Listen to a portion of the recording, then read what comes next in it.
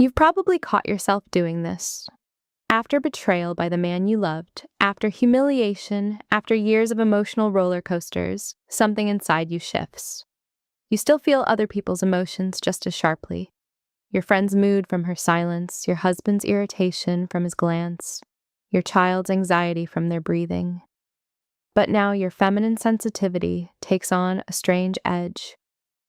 Instead of your usual desire to hug, comfort, heal, you suddenly realize how easy it is to find someone else's weak spot. How precisely you know what to say to make him feel small and guilty. And sometimes you even want to do it, not out of wild rage, but to finally restore your inner balance, to prove to yourself that you too can hold the situation under control.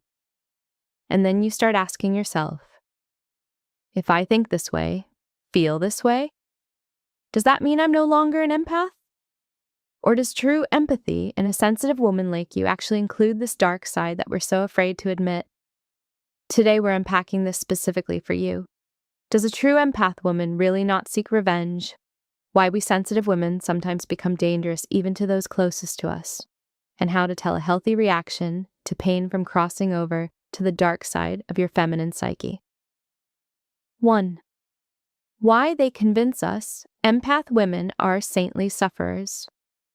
Everywhere they say, the empath woman is the ideal. No boundaries, no selfishness, no hint of aggression. The one who dissolves into her husband, children, friends, takes on their pain, forgetting her own, endures gaslighting, selflessly saves the narcissist, forgives endlessly. But that's a lie. A real empath woman is a living, breathing person. She has nerves, boundaries, the right to anger. She can slam the door, say a firm no, push back against her abuser. The difference is that her strength is aimed not at destroying another, but at protecting her inner world, her feminine wholeness. The trouble starts after years of abuse, when you're tired of being the good girl and begin thinking, why should I always endure? Why can't I give it back to him the same way? That's exactly when your dark side wakes up. 2. How male abuse changes feminine empathy. When you live for years with a narcissist, psychopath, or just an emotionally deaf man, your natural feminine empathy turns into a survival tool. You learn to read his mood instantly, from footsteps in the hallway, from his tone on the phone, from how he sits silently at dinner. You know when not to argue, when he'll explode, when to pretend everything's fine. At some point, you leave. The pain fades, but the superpower stays. And you suddenly realize you can just as easily read a new man, a friend, even your own mother. Only now you're no longer the victim. Now you know all the moves in this game. Your transformation goes through 3 stages. Stage 1. You use empathy for protection. You sense the threat and leave in time. That's healthy power. Stage 2. You start using it for control. You know his reaction in advance and gently steer the situation your way. That's already a gray area. Stage 3. You move to conscious punishment. You press on his insecurities, enjoy watching him falter, get revenge for all past wounds. Important to understand, revenge is a human emotion, even for an empath woman. You can feel it. But a true empath woman doesn't make it her entire life. 3. What Carl Gustav Jung sighed about the feminine shadow. Jung warned, whoever fights with a monster risks becoming one themselves. When you stare into the abyss of a narcissist, his manipulations, lies, emotional violence, the abyss stares back at you. Your abyss is that man who broke your psyche for years.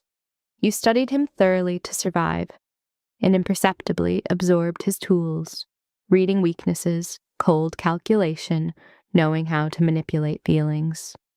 Jung called this the shadow. Your feminine shadow is everything you've hidden for years, considering it unworthy of a true empath. Your anger at men, thirst for control, ability to wound with words. But the shadow doesn't disappear.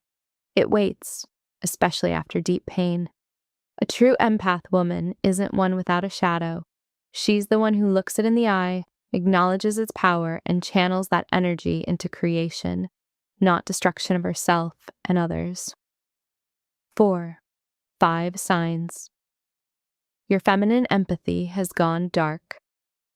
Here's how to recognize when your sensitivity has turned from gift to weapon. Sign 1. You know his weaknesses better than your own. You remember every failure, embarrassing moment, complex of his. And recall it, not to help, but to strike exactly on target when needed. Sign 2.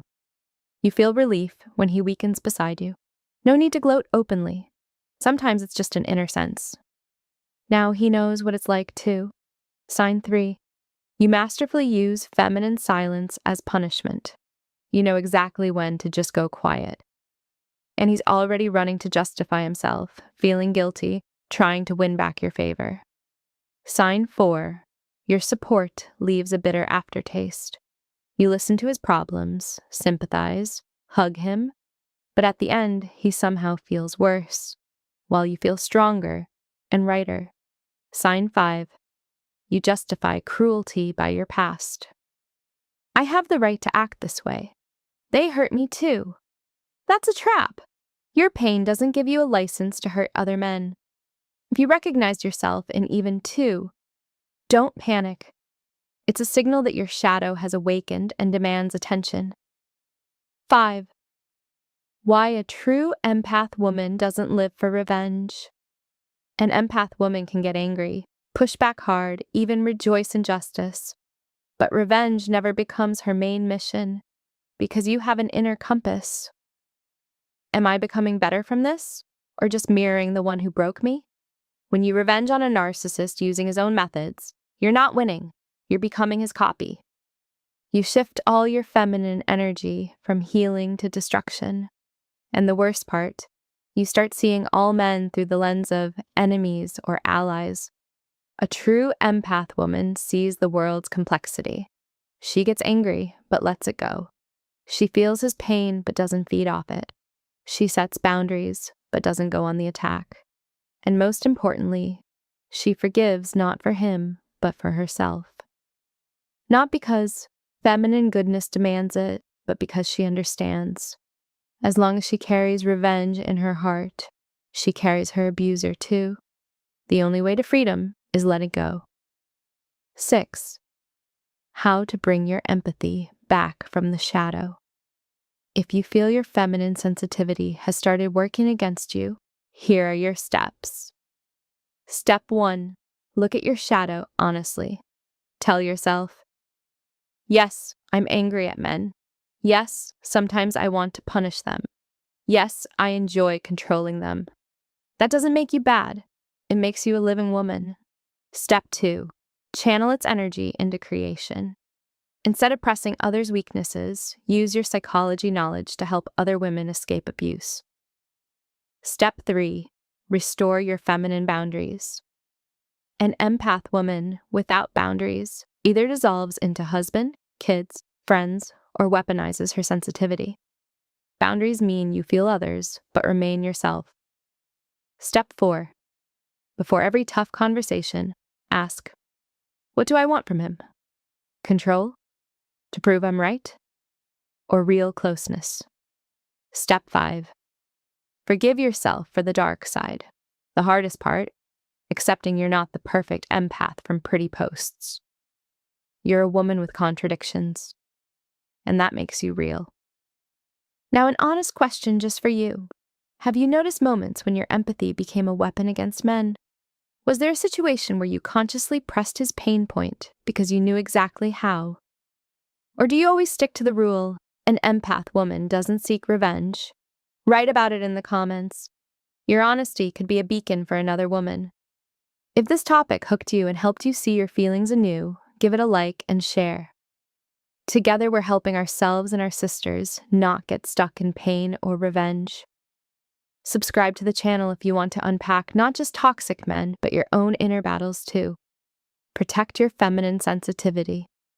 And remember, a true empath woman's real power isn't becoming like your abuser, but rising above that war entirely. See you next time.